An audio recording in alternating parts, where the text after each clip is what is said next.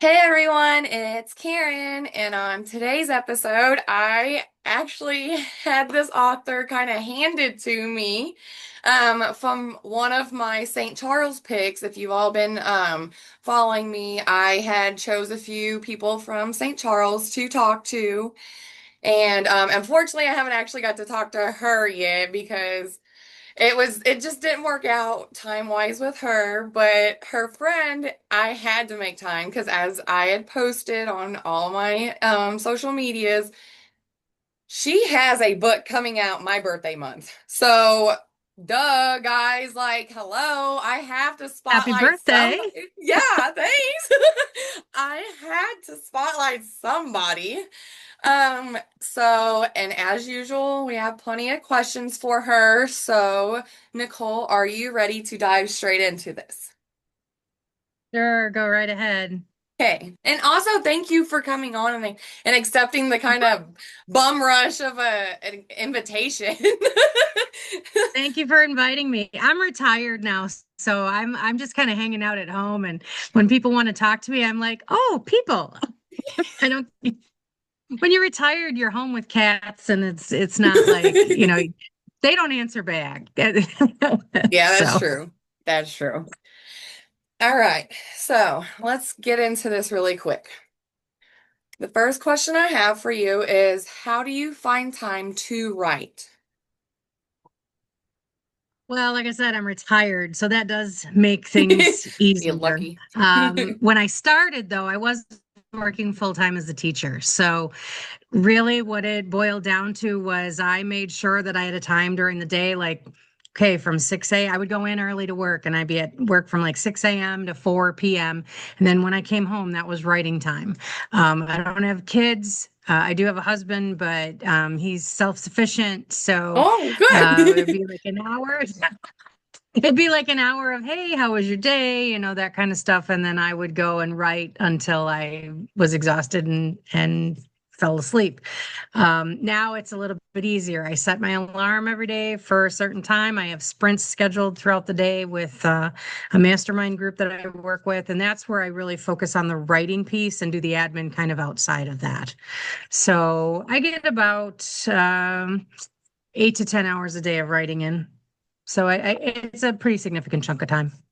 Yeah, that is. That's nice. Yeah, again, if you're retired, it's easier to just have a life. It is. When you're Yeah. not and you got to work 5 days a week and then be an adult on the weekends or try to do shopping at Walmart after work, then you're like, huh, Yeah. where's my time Yeah. for me? But There Sundays is isn't. my time, so that's Oh, when there I you have go. a little time. Yeah. Yeah, Okay, you have so to the make that time. oh yeah, for sure. If you can't make time for yourself or make time at all, like you you're gonna get so overrushed that you're not gonna be able to do anything. Like it's gonna Right. your system's gonna shut down and you're gonna start getting sad and everything. So no, we don't need Yeah, no, it's not good. any of that.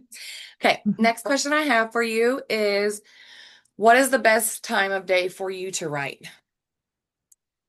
Well, I used to be a night owl because that's when I had the time. And so it would be, in the middle of the night, clinking away in the dark. Now, though, that I'm home all day, I'm able to be a lot more focused in the morning. Um, it's certainly not 6 a.m., but it seems like the later I go in the day, the harder it is for me to focus now. Part of that's probably just a product of age. But Stop. you know, Stop.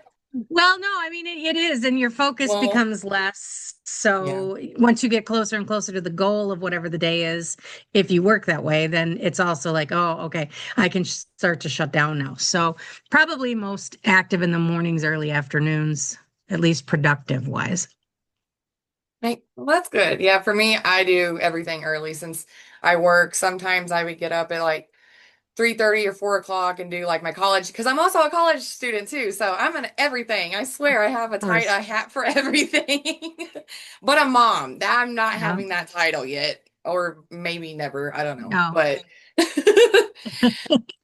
okay, the you next can hold question off I on that for a little bit. yes, yes. majorly. I want to shine the spotlight on other people for a little bit. So, all right, the next question I have for you is how do you know what to write? Uh, in honesty, it's more about what not to write right now. I have in my Google Drive, I have 32 folders. It used to be a year ago, it was like 26. Now it's up to 32. Um, I just finished a series in May, my very first series, and I'm in the middle of a second. So I'm starting to go like, okay, what should I write next? And I look at these 32 folders, and each folder is a different idea for a series. And inside each series or each folder is another Right. book for that series. So, like trying to decide what goes first. Um, so right now I'm playing with a couple different things and I really don't know. It's sort of like you kind of decide on impulse sometimes, like, what do I feel like writing today? So Right. that is the kind of nice thing about working on two series at once. But this limbo of what new series to start is it is difficult right now. So I've got three different possibilities going, and I'm still not quite sure which one's going to be next. And July 19th is my next deadline for a manuscript to go to my editor. So I have to make a choice like on the 20th. So I'm not looking forward to that. It's like, no, I Yeah. have to make a choice. Hmm. Well, So I'm the same way. I have multiple folders, but I don't have series for my books. I just have like each folder is a book for me. So okay. that's how I do it. But I don't know. I just don't think I can sit down and write a series. I like doing Some people things can. quickly, so I can whip up a normal book quicker than I can a series because if I get into a series, I'm not gonna leave that series. Like, because I'm gonna make a book for everybody's point of view, and then I'm never Right. gonna get done or out of that world. And then they're like, Karen, where are you at? Well, I'm sorry, I'm on book 50 out of 100 because there's 50 more characters to go Yeah. through. Well, my first book was supposed to be a one-off and it sprang into something else. I was only going to write one book. That was it. And Yeah. now it's kind of a Frankenstein monster. So just pick the pieces up and all the ideas start pouring in. And if you don't write them down when you think of them, then they tend to disappear. So Yep. hence the 32 folders. Yeah, I see it now. Okay, let's start moving on. The next question I have is how long does it take you to write a book? Um, well, it's different now than it was when I started because when I Mhm. started, I had no clue what I was doing. Um, and I was actually not under the mentorship, but I had taken a class with an author to kind of see like if I was on the right path to what I wanted to do. So that took much longer. My first book took 2.5 years to plan and write, and then a year to get it through the editing process because my editor kind of fit me in as they had room in their schedule.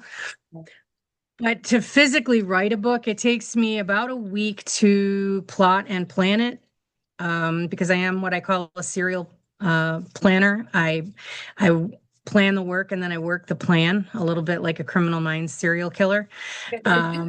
But it's not a good analogy, but it is. And then I I try agree. to write about 5,000 words a day. Some days are better than others. So I can write a rough draft or what I call a verbal vomit draft in 30 days. Then I usually take a couple weeks to try and clean it up. So probably 4 to 6 weeks if it's a novel. If it's a short story, then it's more like it takes me a day or two to plot and plan it, and then um, I can write it in 5 days because they're usually only 10 to 20K. So that's a much smaller range of words to deal with. Yeah. That's awesome that you're just a book machine getting able Oh, but to again, I'm home. That's the yeah. difference. If I were working still, I wouldn't be able to do that. Switch me jobs for a little bit. No. You would work perfect in my job. I mean, I already told you what I do, but Yeah. other people don't really know. So, but all right, next question I have is what is the most difficult part of writing a book?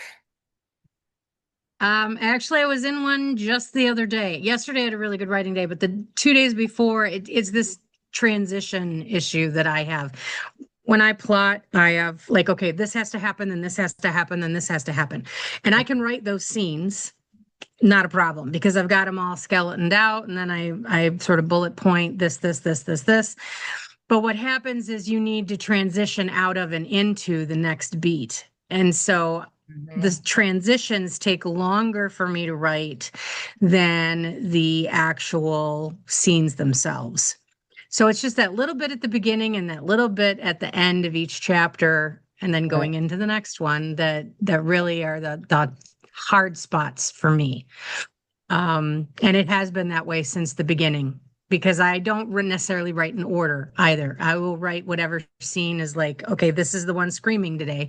And then I'll go back and rework order and things like that. I like that. All right. The next question I have for you is, did you self-publish or did you go the traditional publishing route and why? I went indie and Okay. so self-publish. The reason was is I was reading a lot of those authors at the time that I decided to do this. Uh, I wanted to just write one book. Like that, it was number one on my bucket list. That was it. And I was like, okay, so that's the easiest way to do it. And I hired an editor after I got it done, and they walked me through those paces. They formatted it for me. I taught myself how to put it up on Amazon, and boom, I was done. And some things that happened in the year prior while it was being edited that caused me to say, oh, okay, I'm going to write another book.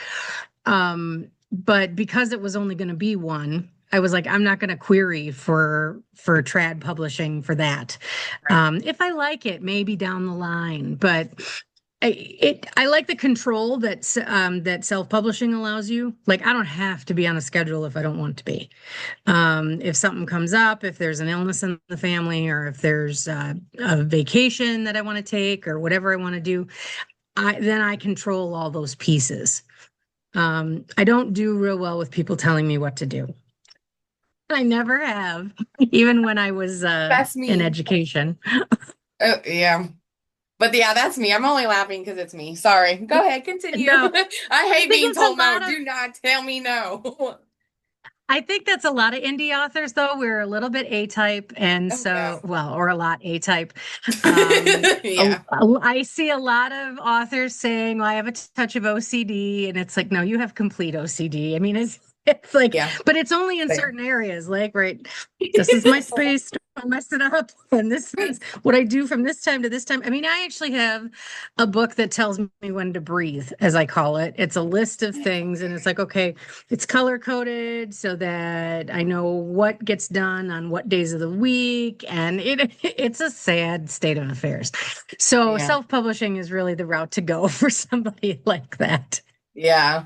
Yeah, I originally wanted everything done for me when I was in high school and stuff because I was a teenager. I'm lazy.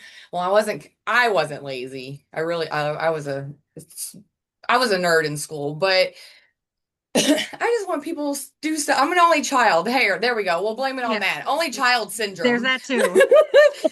Same here, same here, same here. Right. I want stuff done for me. Please do it. I'm the princess. Like, hello.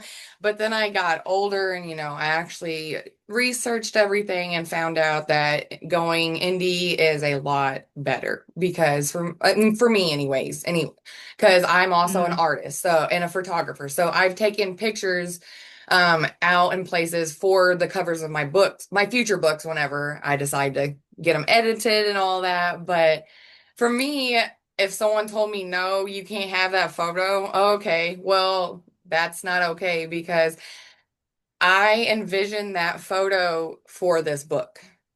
Like, and you telling me no is just crushing my dreams completely. So I'm good. That's why I want to do it Yeah. myself now. So, but There's a greater deal of control, and you farm out the things that you need to. Like I don't right. make my own covers. Not even no. I like Yeah. I can barely operate Canva. So in fact I lose to Canva on a daily basis when creating graphics. But you farm out what you want to farm out, and like I used to have all my books formatted by somebody else so that I didn't have to worry about that. Now I do my own. When my Susan Stoker books, they format. But the books going forward and all my short stories, those I've formatted myself. So it's not hard. It's just is one more thing in the process. So for someone like me, the covers and that, I can choose what photographers I want to use, or if I want to use stock photos. In fact, yesterday and the day before, I bought three separate images for stuff coming up. But I get to pick those images, and then when my designer makes my cover, I get to see what they're looking at every stage and go yes, no, and it's just a lot more control. Whereas in the trad world, you have next to no control. Maybe if you're J.R. Ward, you have control, but it's not the everyday author does not in the trad world. Right. Right. The next question I have for you is what important advice would you give a first-time author? Oh, this is a hard question. I had nobody when I started this. Number one, I was dumb. I didn't really know what I needed to do. So I was glad I had that class that I took with Angela Knight and realized that, what she did as an author I admired was very much in line with how I thought things should work. What I did not have those first 2 years was anybody kind of by my side figuratively saying, hey, how you doing? What concerns do you have today? Are you stuck? Do you need to, work through something? And then when I finally did start hanging out with other authors online and in communities and whatnot, it was a rough go finding where I fit, because where I thought I fit turned out to be nowhere near where I wanted to fit. So I think the biggest piece of advice that I would give a new author is looking for some sort of mastermind community. No, even if you haven't done anything, like you haven't written a word, you haven't, like, I don't know where to start. I just know I want to do this. Right. There's a couple different mastermind groups out there that, there's a little bit of cost involved, but having that community around you and access to, like, how do you market things? How do you formulate a romance or a thriller or whatever it is you want to write, helping you with branding and things like that, because I did that all on my own, and I wished I would have had people in my corner to not tell me what to do, but to just say, well, hey, what are your thoughts on this, and asking guiding questions. So finding that group of people is also important, and not listening to what people tell you have to do, because you don't Yeah. have to do anything. Um, No, you never the do. number one thing, I write romantic suspense. So when I started out and I started talking to authors, they're like, okay, well, you have to do this, and you have to do this, and you have to do this, and you have to do it this way. And I was like, well, why? And they all said, well, because that's what the brand does. And I'm like, but here's Rebecca Yaros over here doing her thing, and she's not, and then here's so and so not doing their Right. thing, and they're not doing that. So it was like, you can break rules, but it just helps to have that community of people. And I didn't have that. So as a new author, I would just say find that mastermind group, find your community, find your people that you can sound off of, and again, not tell you what to do, but like give you options or give you feedback, and people who are going to build you up, not people who are like necessarily way in the upper echelons of success, because I had some of that, and it was not as reinforcing as it could have been. So, I like that advice. I actually haven't heard any of that advice about finding your group of people first from other authors that I've done. So that is really good advice. I really honestly do believe you need to find a group of people before you start anything, because having people there to just guide you and like if they see that you're going to start messing up or you've already done something or said, hey, like why don't we just change it, or like I love that advice. Thank you. Well, there's a lot of times too where you're kind of standing on a ledge, like you hit this point where, and Yeah. you're going to have a freak out, and they happen. I always thought, oh no, I'm cool and collected. I work with high schoolers all day. Nothing's going to faze me. And then I would Yeah. have these moments of I'm going to jump off the ledge right now, and people would be like, nope, come back, come back. Everything's Yeah. fine. This is what, Yeah. I went through, and you find out you're not alone. So that's another thing. Yeah. I like that. The next question I have for you is what inspires you to write? I've been thinking about this, and I really don't know that I have an answer. There's just a lot of stuff going on up here, Yes. and it needs somewhere to go. And Right. I think a lot of it was when I was an only child too, and so I always preferred playing by myself because I made up the rules, and people didn't play right when were doing whatever, whether it was Barbies or whatever it was. And so I just, all these ideas, some of them that I've written about have been around for a very long time, like all the way back to like grade school and college. Obviously, they're more sophisticated now, but like I watched a lot of movies and I'd be like, well, that movie shouldn't end that way. That's not how that storyline should go. And Mhm. so it would be like, I'm going to rewrite that story in a different way and I'm going to give it the ending it should have. And so that's really what it boils down to is just having a very creative, fertile mind that's always going. Yep. Every day it feels like a new idea pops up of, oh, okay, another folder. Here we go. Nope, nope. Yep. I like that. That's the same for me. Next question I have for you is when did you first realize you wanted to be a writer? Oh, this is going to be embarrassing. Okay. So, when I was in college, I'm a full transparency person. I'm way out there to embarrass myself for fun. When I was a freshman in college, which was 1987, I believe that was the first year or maybe the second of a television show called Star Trek Next Generation. Oh yeah. And yeah, and I was a huge Will Wheaton fan when everybody hated him. And I loved Patrick Stewart. So it was like the two ends of the Mhm. spectrum there. You couldn't get farther apart. And I absolutely love sci-fi, fantasy, all that stuff too, mysteries, whatever.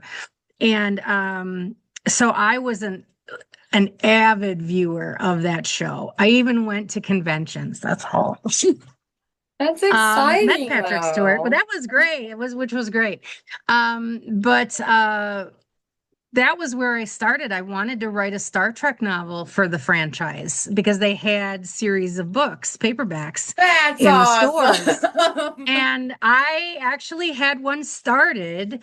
Who knows where it is now? Because that was back like before computers even. So it's handwritten somewhere, hiding in a box. Maybe it's been burned. I don't know. But that was where I want, like that was the first inkling that I would someday like to write something. That's awesome though. I like that. Okay, the next question I have for you is what are your favorite books to read? Well, I'll read pretty much anything. Um, when I first started reading, I read adult books at a very young age. I was 9 or 10 when I discovered Joanna Lindsay. I didn't know what the heck was going on in those books, but I liked the historical aspect of it. So I started in historical romance. And then my mother introduced me to Agatha Christie, who is the goddess of all things. There's bits and pieces of her in each and every one of my books, little homages to things that she did, either in storylines or how she resolved plots, how she drops clues, things like that. Um, and I kind of have gone through phases where it's like, okay, I'm reading all sci-fi right now, or I'm reading all mystery right now. And I would go through these periods where I didn't read romance at all. And then I want to say like 2018, I got my first Kindle. And so then I got back into reading romance because these ads kept popping up as I opened up my Kindle. And it was Brittany Shaheen or Riley Edwards or, whoever was popular at the time. And Brittany Shaheen was actually who got me back into romance after a long period of time. So it's mostly mystery and romance. I will read sci-fi and fantasy. I prefer to actually watch that now rather than read it. But I will have a sci-fi series coming out in 2027 or 2028. I've been working on it with Eileen. So that's something coming up in the future. She just read the first part of one of them. So we'll see That's how it awesome. goes. And for you all who don't know who she just talked about, that was the lady that I chose at St. Charles for my pick on my podcast. So that's her friend. Yeah, Eileen Trammell. Yep. Yes. All right. We have a couple more questions and we are obviously running out of time as usual. So let's fly through these next four Sure. questions and then talk about your little surprise too. So, next question is, what is your favorite part of being a writer? I get to be somewhere else Yep. than my normal everyday life. I mean, I think that's a pretty standard answer for authors. We get to delve into other people's worlds, and I really love character development. It's like one Mhm. of the key things of my book is developing those people. So getting to dig into their minds is my favorite part. That's exciting. Okay, next question is, what makes a great story? Emotional connection. It doesn't matter what it is. If you're not connecting to it emotionally, it's just good. Maybe because of how it's technically written. Craft is important, but if you don't have emotional connection to what you're reading, then it's never going to elevate beyond a good book. I completely agree. You have to have an emotional connection with something, or you're not going to be able to get an audience at all. So, totally agree with that Right. one. Okay, Yeah. next question is, what's the most surprising thing you learned while writing your books? I learned that you can over research something.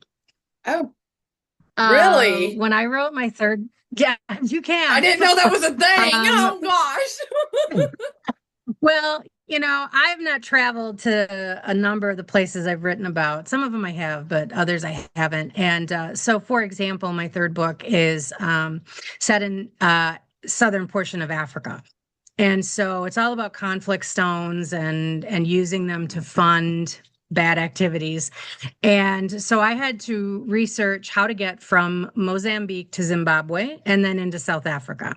And you Okay, have a kind okay, of vague okay. idea of where things are on a map, but I Yeah. spent 3 days looking at road maps and trying to plot like, okay, this is how you would go if you were trying to sneak into Zimbabwe, and then how, like how do you get across a border, and where you could get across that wasn't really, it's a road but it's not really a road, and rainfall levels and rivers, because at the where I wanted to write the book, the time frame was just into the rainy season, thank goodness, because otherwise there's no water there. There's no river there. It's a drought like that part of the year.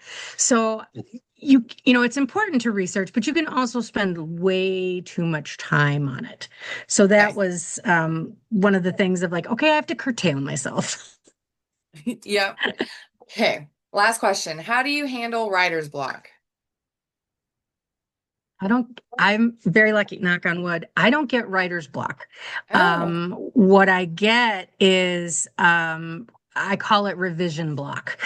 And it's not even really a block. It's that I will spend way too much time moving things around. And I have that, and I think it's because in my second book, I had my motivations kind of in weird places, yeah. that they were too late in the book and they needed to be earlier so that you had that correct story arc.